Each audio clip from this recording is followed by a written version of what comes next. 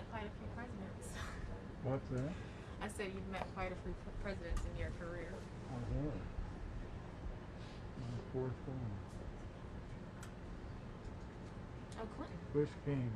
Bush came Oh, Bush. very right after 9/11.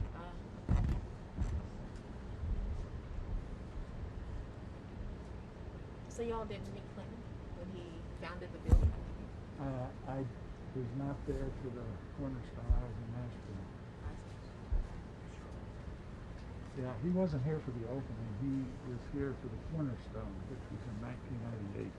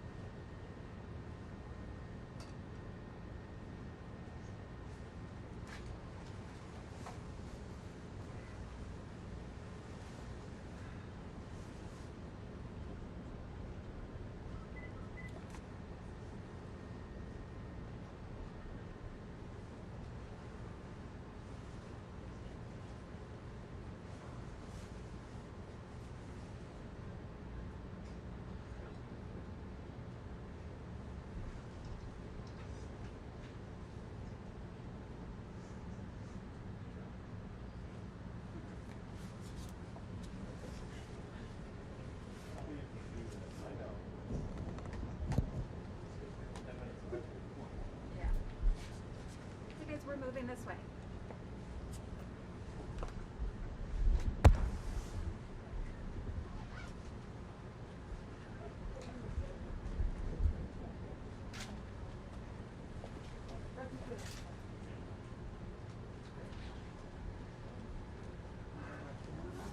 So you're at that red X. Hi, how are you?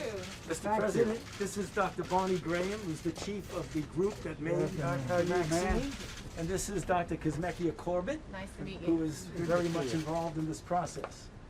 Well, Barney's going to tell you a little bit about what I was alluding to just a moment ago. please. I'd like to tell you the 20-year history, but I'll just go back 10 years and tell you a little bit about the kind of proteins we study. This is a representation of the virus, and these spike proteins are what help the virus get into a cell.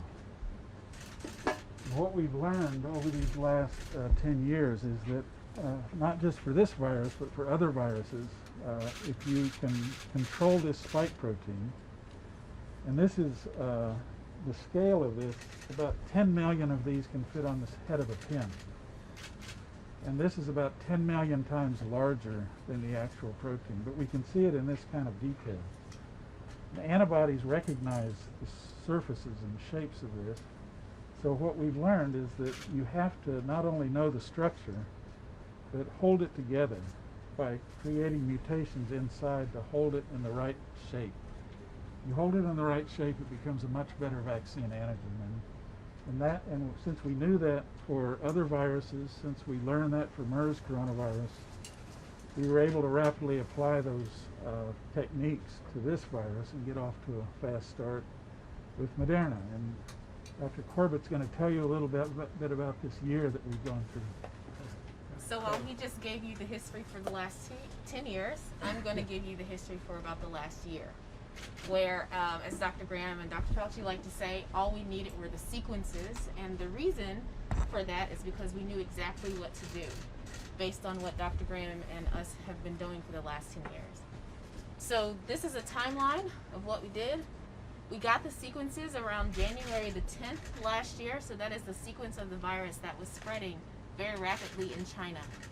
When we got those sequences, because we knew how to make that protein as a very good vaccine, we did that really quickly over the weekend, and by the 13th... Over the weekend. Over the weekend. You know something about working on weekends, right? No, not like that. Not like that. Just over the weekend we have. Oh, listen, you'll have plenty of time to do all things over the weekend, the next 4 years. So we decided very quickly with Moderna that we were going to make this vaccine and we were going to use... When did Moderna get into this? Did you guys contact Moderna? We worked with Moderna during the Zika outbreak. Okay. And so we helped them with some of their animal studies. We were making one kind of vaccine. They were making an mRNA vaccine. Gotcha.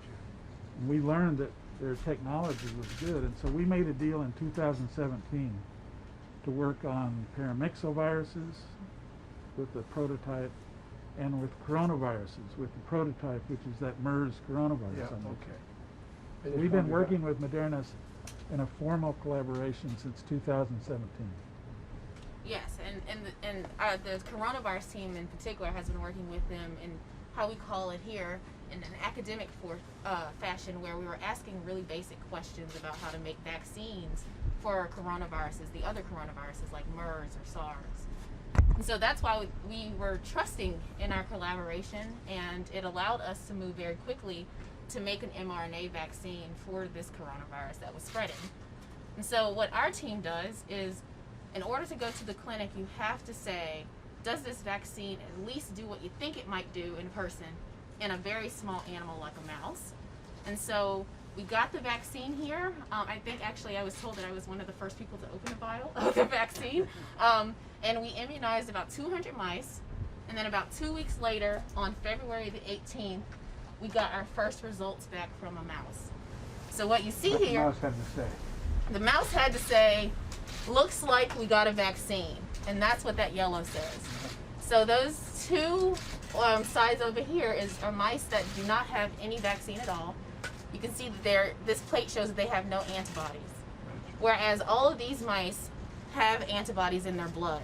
So all you can do is you can put a spot of the antibody or their blood on this plate, and this plate reads how much antibody is there. The brighter the yellow, the better. So imagine how we felt when we saw that bright yellow. And I'll let Dr. Graham tell you a little bit about what we're doing. I actually like to think that I'm responding to a second pandemic with all of the variants. It seems like we're working just about as hard as we were last year. But Dr. Graham is going to tell you a little bit about what we're doing in that regard.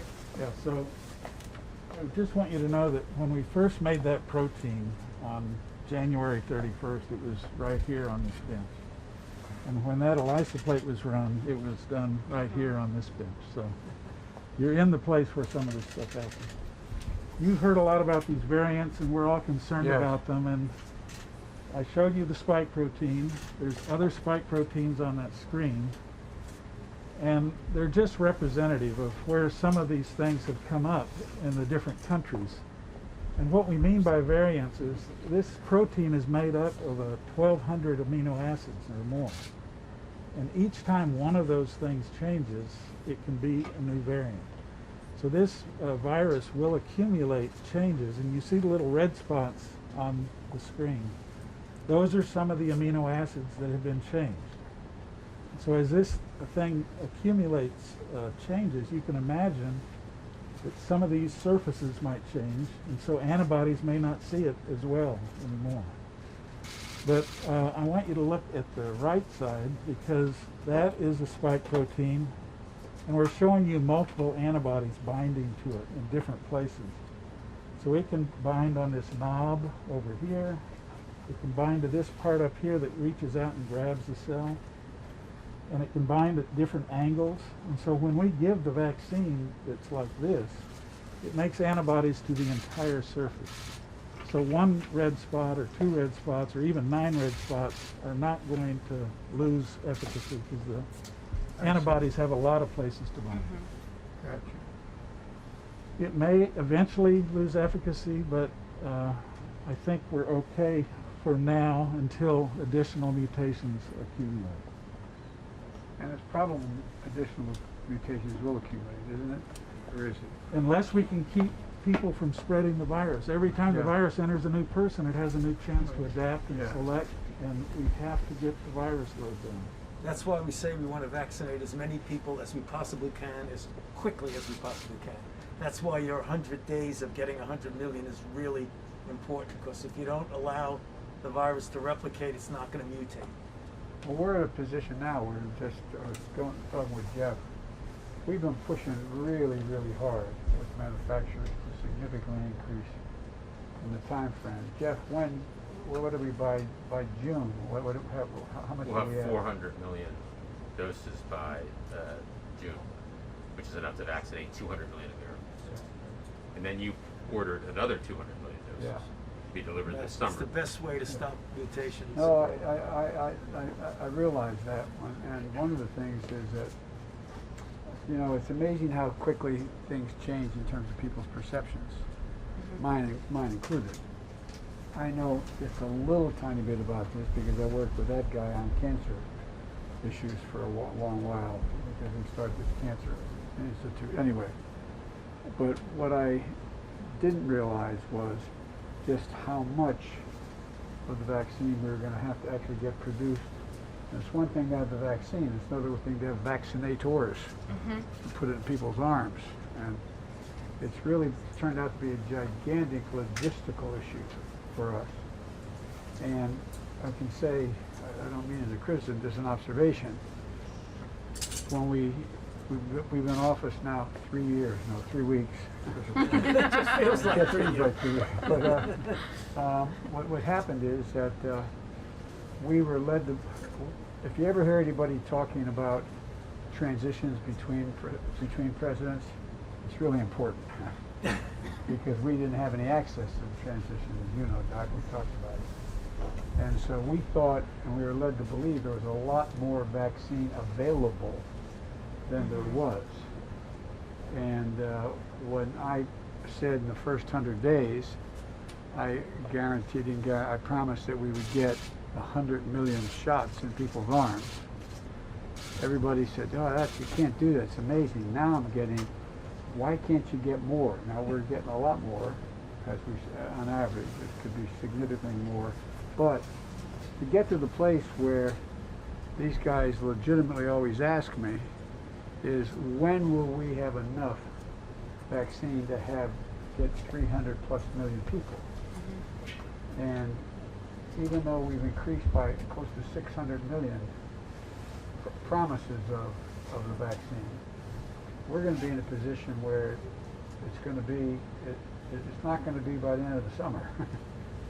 And so all the Americans who are looking for it, and that's why I keep listening to you talking about when we could theoretically reach enough of the saturation of access that we slow down the spread. And so, but this is it's an amazing. And by the way, every department's jumping in. Defense Department over there, they jumped right in like they did with dealing with Ebola before in Africa. They're probably going to have literally over 10,000 vaccinators and picking people up all over. People are coming out of retirement, stepping up. Yep. But it all started here. Hey guys, let's go. How worried are you about the variant? Well, we talked about the variants, and I'll let, rather than Joe Biden, the lawyer, explain the variants. I think I understand it. I think it's important that Doc, you talk about the variants and what we're anticipating and what we think the situation is going to be. The 117, that's the UK variant, that we feel the modelers are going to tell us it's going to be dominant by the end of March. The vaccines that we have now look pretty good against being able to prevent infection and certain disease. The South African variant is a little bit more problematic. It diminishes the capability of the vaccines to induce the viruses, the antibodies that would suppress it. But it doesn't completely eliminate it. And we know that from studies with other vaccines in South Africa, where it went down to maybe 50% efficacy, but it was very good in preventing severe disease. In fact, there were no hospitalizations or deaths. Bottom line is we take it seriously, we're following it, and if necessary, we're able to make boosts that reflect the variants in question. Are you upset with the state of the rollout before you got here, Mr. President? No, I'm not. I think, look, these folks have been absolutely amazing. What I was upset with is not having all the facts. that were available to the last outfit that we did not know. So we were under the distinct impression there was significantly more vaccine available to begin to be distributed, that it was a distribution problem, which it is and was, but that wasn't the main problem. It was having enough, and then getting, you know, there's a big difference, the logistical difference between having a vaccine sent to the States in bulk and refrigerated and having vaccinators with the paraphernalia to put it into a vial and stick it in someone's arm is a very different and logistical problem, difficult problem. So there's the vaccine, there is the access to the vaccine in terms of how you get it where it has to be. That is a giant logistical issue. We're solving that now. For example, we are, as of, was it today, Jeff, we're making sure that all these federal systems, community health centers. Community health centers that are federally run, we are getting them, what day? Are we getting Starting them? next week. Starting next week. And pharmacies start today. And the pharmacies start today.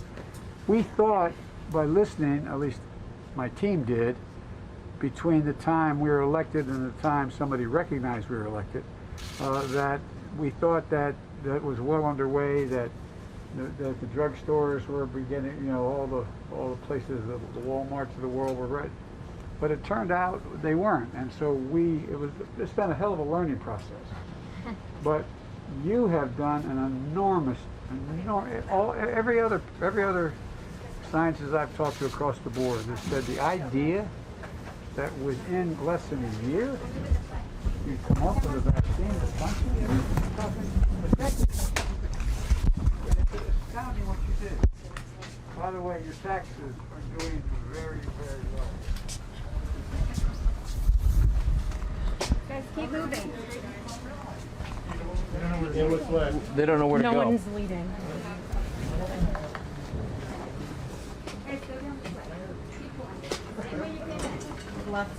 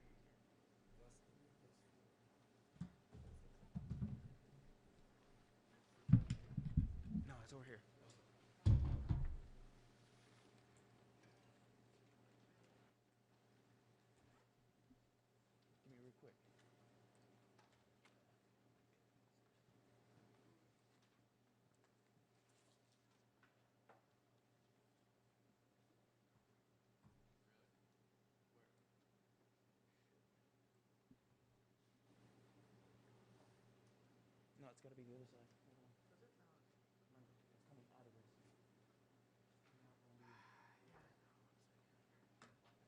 So when you got a second? Whose audio? Yeah, I don't have that. I'll just get them all.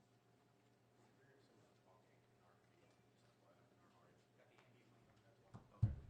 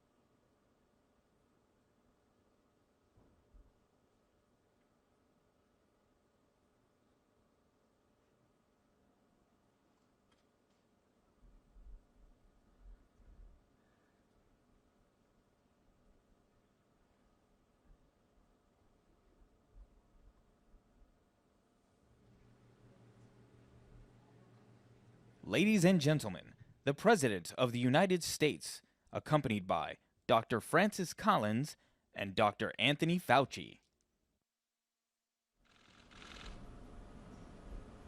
Good afternoon, folks.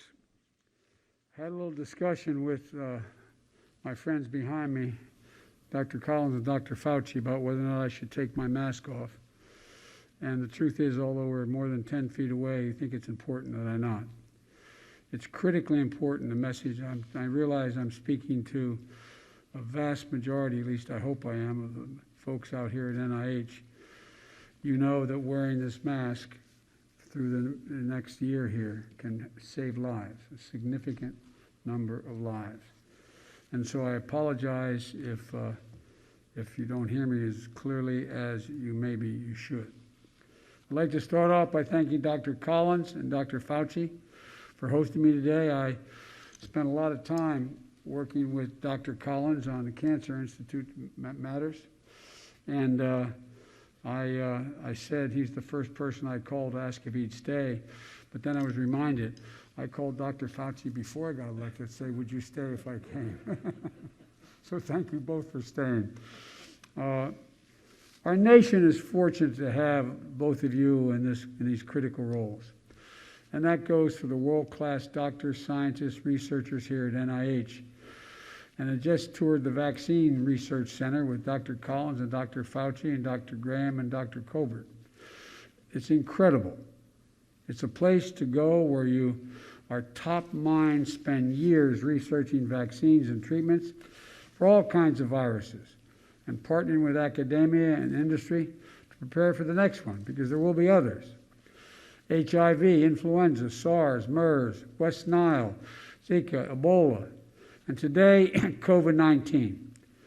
To all of you, your work made possible the remarkably rapid development of COVID-19 vaccines we have today. It's incredible. Initially, people were talking years, if not decades, before we'd have a vaccine. On behalf of a grateful nation, and I don't say that lightly, on behalf of a grateful nation, I want to thank you and your families for your work and your sacrifice.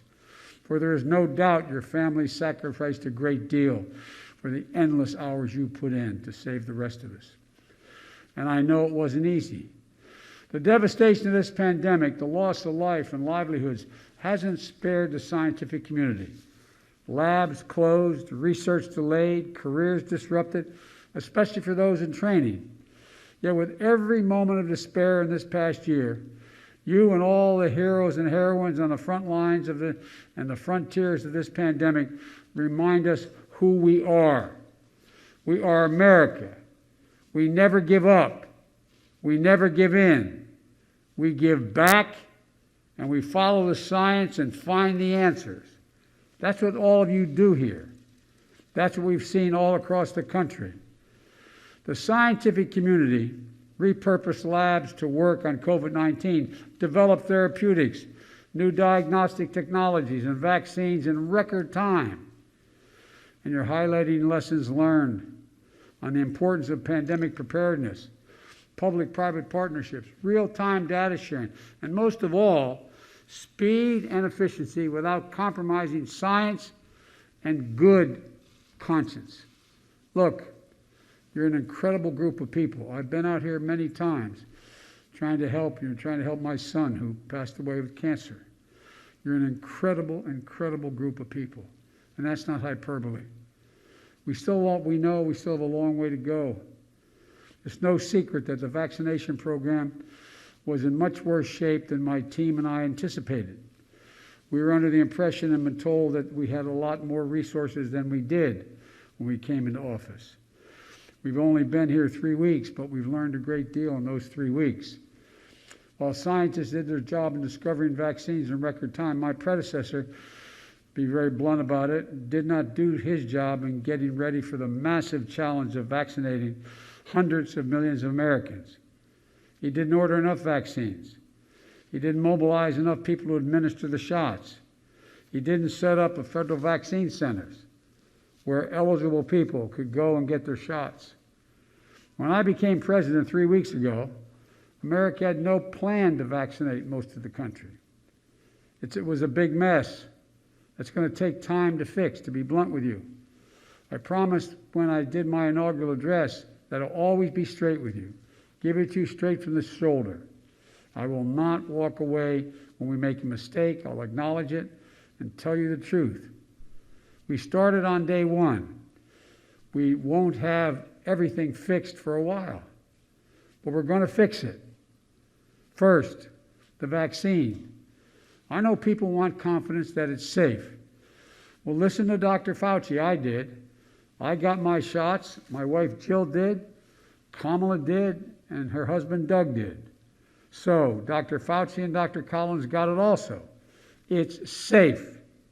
And we need more people to get vaccinated to beat this pandemic.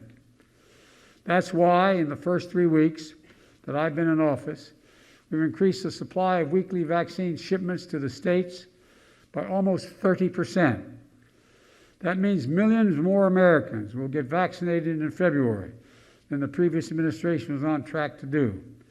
But that's just the start. We bought more vaccines. 2 weeks ago, I directed Jeff Zients, who's here with me, my COVID-19 response coordinator, to work with the Department of Health and Human Services to purchase more vaccines.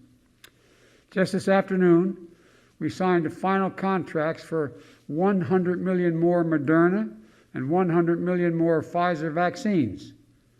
We're also able to move up the delivery dates with an additional 200 million vaccines to the end of July, faster than we expected. And in further good news, both companies agreed, and we're now contractually obligated to expedite delivery of 100 million doses that were promised by the end of June to deliver them by the end of May. That's a month faster. That means lives will be saved. That means we're now on track to have enough supply for 300 million Americans by the end of July.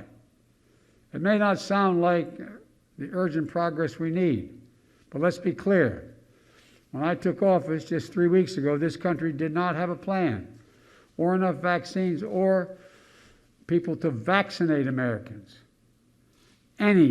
All Americans, anytime, at any point in 2021. Within 3 weeks, round-the-clock work with so many people standing behind me and in front of me, we've now purchased enough vaccine supply to vaccinate all Americans. And now we're working to get those vaccines into the arms of millions of people. In just 3 weeks, we deployed over 1,000 federal staff to vaccination sites around the country. We're helping give shots and set up and speed up vaccination operations. To date, we've also provided $3 billion to 37 states and territories and tribes to bolster existing vaccination centers and create more of the centers to administer, where we administer the vaccine. For example, 3 days ago, Vice President Harris and we had a virtual tour of a federally supported vaccine center in a parking lot of the Arizona Cardinals Stadium in Glendale, Arizona. It's open 24/7. Folks who are eligible can call by phone or sign up online for an appointment.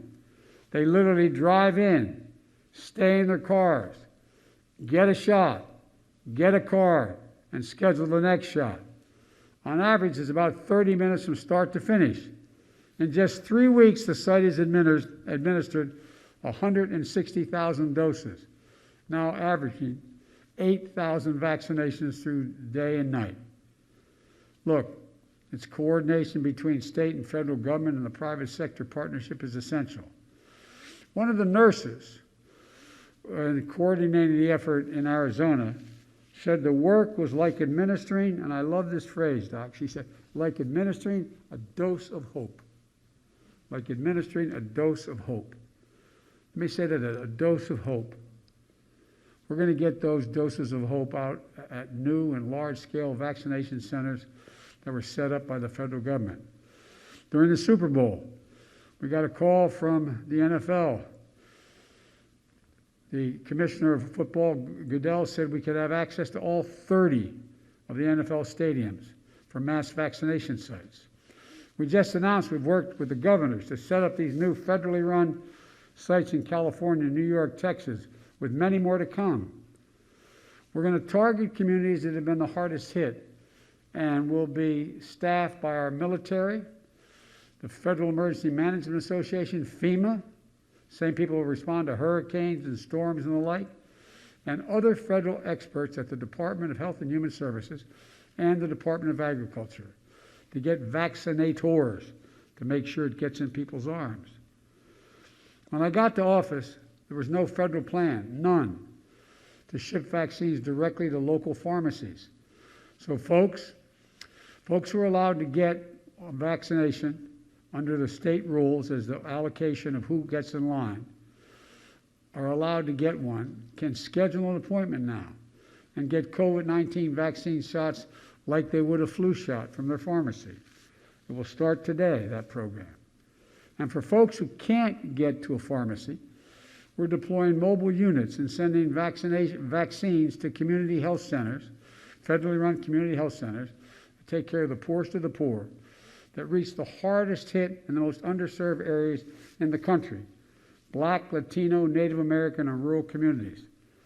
This is an important piece to ensure racial equity remains at the center of our COVID-19 response, which is something I know Dr. Collins and Dr. Fauci are focused on as well. Another point of progress is we're deploying more vaccinators. We're now allowing retired doctors and nurses to come back and administer shots. We're deploying federal vaccinators, and over the last 3 weeks, we put hundreds of new vaccinators in the field and are lining up thousands more. These include medical personnel from our Commissioned Corps at the Department of Health and Human Services, as well as personnel from FEMA, the Defense Department, and more departments to come. All told, we are on track to surpass the goal I set on day one. When I was sworn in, just before I was sworn in, I indicated that my hope was to administer 100 million shots in the first 100 days of our term. I believe we'll not only reach that, but we'll break that. But like I said before, that's just the floor. That's just the floor. Our end goal is beating COVID-19, which brings us to the challenge that remains. We remain in the teeth of this pandemic. January of 2021 was the deadliest month we've had. We lost over 100,000 of our fellow citizens. We're on track to cross 500,000 dead Americans this next month. The new strains emerging create immense challenges, and masking is still the easiest thing to do to save lives. But we need everyone to mask up. And by the way, I know it's a pain in the neck, but it's a patriotic responsibility. We're in the middle of a war with this virus. It's a patriotic responsibility. Not only if you care about your family, you care about your fellow Americans. You realize more people have died in the last 12 months than died in all 4 years in World War II? All 4 years. That's why I asked what the full extent of my authority as President of the United States could be. I signed an executive order that required masking on all federal property, on modes of travel like planes, trains, and buses to cross interstate commerce. And I've been calling on governors, Republican and Democrat, mayors, Republican and Democrat, and local officials to institute mask mandates within their jurisdictions. We need everyone to do their part for themselves, for their loved ones, and yes, for their country. Mask up, America. Mask up. And to really get ahead of this pandemic instead of chasing it, we need Congress to pass my American Rescue Plan. I'm grateful that the Senate and the House are moving quickly, and my hope is that we'll get Republicans as well as Democrats to support us. But we can't wait. People are dying every minute from this pandemic, and we're suffering profound economic crisis. that the pandemic has created. Every major economist in the country, left, right, and center, says we can't go big enough here. That if we want to get our economy back in shape, we've got to move quickly. How many of you out there don't have enough food to eat? How many of you out there are worrying whether you can pay next month's rent or pay your mortgage? How many of you out there have a child at home because the school's not open? You have to make the difficult choice of staying home with your child or going to work if you have a job. This is not who we are. The United States of America, we take care of our own. And job number one of the American Rescue Plan is fighting the pandemic. It puts $160 billion into our national COVID strategy, which includes more money for testing and tracing, manufacturing and distribution, and setting up vaccination sites. Everything that's needed to get vaccines into people's arms. The American Rescue Plan also includes $4 billion to build new manufacturing plants. So we are ready to manufacture vaccines we don't have to wait.